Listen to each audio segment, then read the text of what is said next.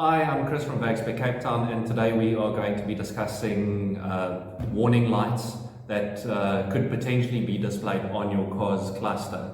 And we'll talk about the red warning lights, which is the more serious of the warning lights, and then the yellow warning lights.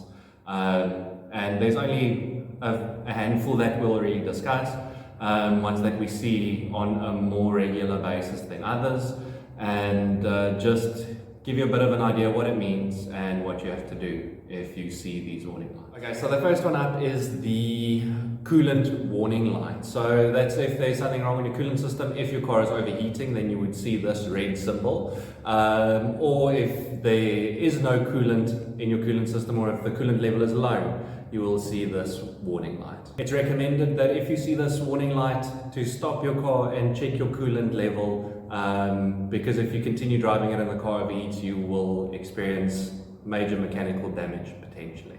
Next is the oil pressure warning light, and this would mean that there is a lack of oil pressure on the motor.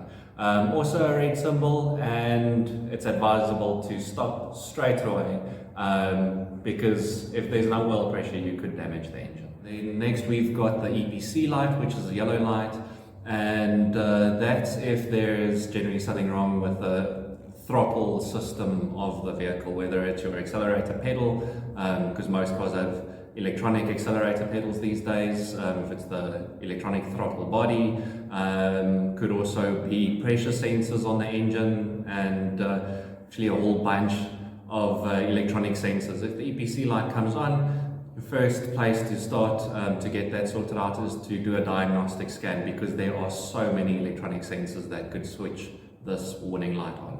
Okay, and then next we've got the engine warning light, which is what we commonly call it, but if you check your owner's manual, it'll tell you it's the emissions system warning light.